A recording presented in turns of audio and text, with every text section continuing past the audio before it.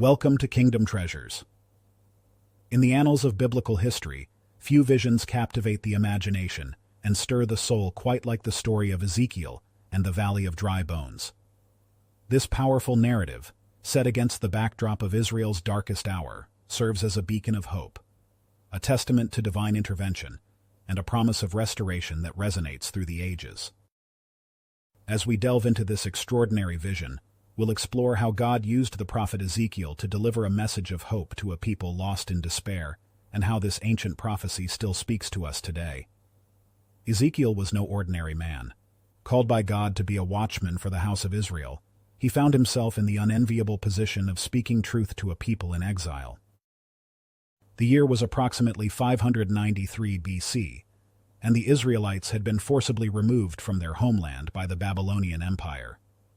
Stripped of their identity, their temple, and seemingly their very connection to God, the people of Israel were adrift in a sea of hopelessness.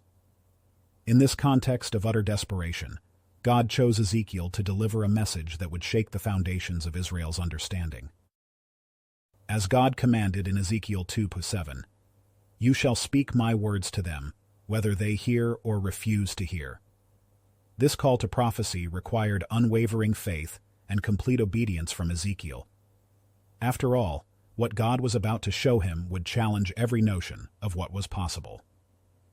Picture a vast expanse of sun-bleached bones scattered across a desolate valley. This was the scene that God laid before Ezekiel's eyes, as described in Ezekiel 37:1. "The hand of the Lord was upon me, and he brought me out by the Spirit of the Lord, and set me in the middle of a valley. It was full of bones." These bones, dry and lifeless, represented the spiritual state of Israel. God posed a question that would echo through time. "Son of man, can these bones live?" Ezekiel 37:3. Ezekiel's response was both humble and faith-filled. He answered, "Sovereign Lord, you alone know." In that moment of surrender, God issued a command that seemed utterly absurd. "Prophesy to these bones," God instructed, "and say to them, 'Dry bones, hear the word of the Lord.'" Ezekiel 37:4. This command challenged not only Ezekiel's faith, but also his understanding of God's power. It was a reminder that the ways of the Almighty often transcend human comprehension. As Ezekiel began to speak, something extraordinary happened. As described in Ezekiel 37:7, "So I prophesied as I was commanded.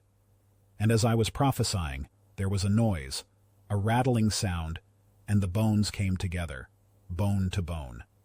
First, the bones began to move, knitting themselves into complete skeletons. Then sinew and flesh appeared, covering the frames with lifelike form. This process of creation was reminiscent of God's formation of Adam in Genesis 2:7.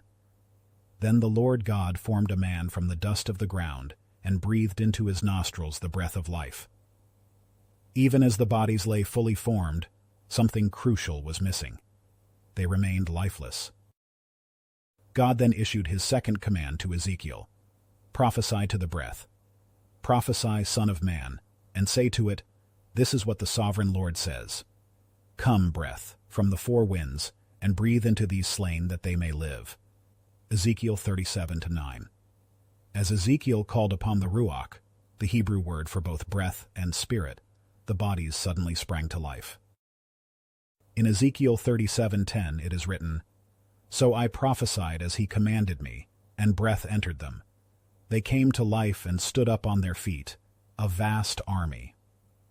This moment illustrated that true vitality comes not just from physical form, but from the indwelling Spirit of God.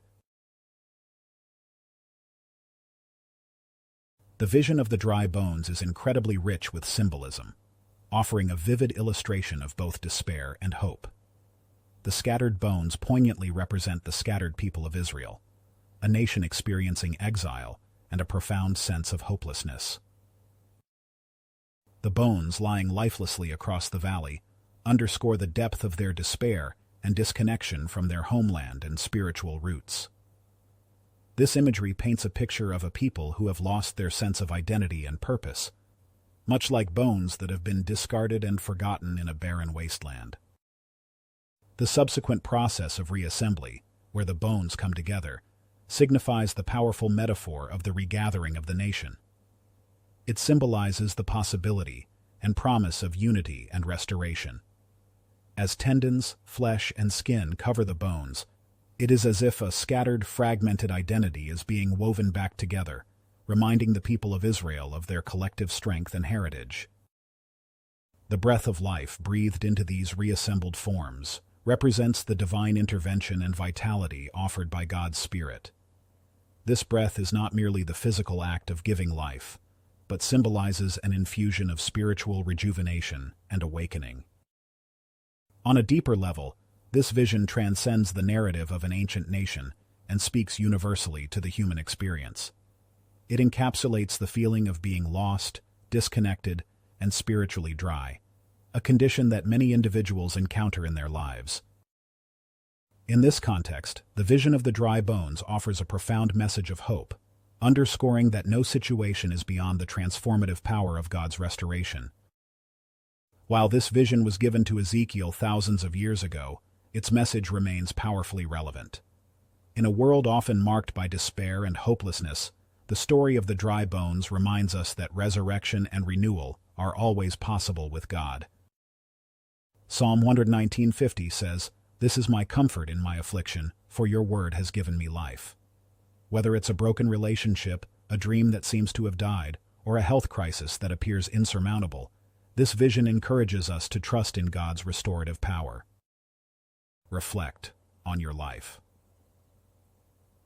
Are there areas that feel like a valley of dry bones? Perhaps a goal that seems unattainable, a relationship that feels beyond repair, or a spiritual dryness that seems unquenchable. The message of Ezekiel's vision is clear. No situation is too dead for God to breathe new life into it. But like Ezekiel, we must be willing to speak life over these situations, to declare God's promises even when circumstances seem to contradict them. The implications of this vision extend beyond individual lives to entire communities and nations. Just as God promised to restore Israel, He can bring renewal to our neighborhoods, cities, and countries. As believers, we are called to be agents of this restoration. By embodying hope, extending compassion, and working for justice, we participate in God's work of breathing new life into the world around us. The vision of the Valley of Dry Bones stands as one of the most vivid and hope-filled prophecies in the Bible. It reminds us that God's power to restore is limitless, that hope can flourish even in the most barren landscapes of our lives. Remember, just as Ezekiel was called to prophesy to the dry bones, you too have the power to speak life into seemingly hopeless situations. As Philippians 4:13 inspires, "I can do all this through Him who gives me strength." Trust in God's restorative power, and watch as He breathes new life into the valleys of your world. We'd love to hear your thoughts and experiences.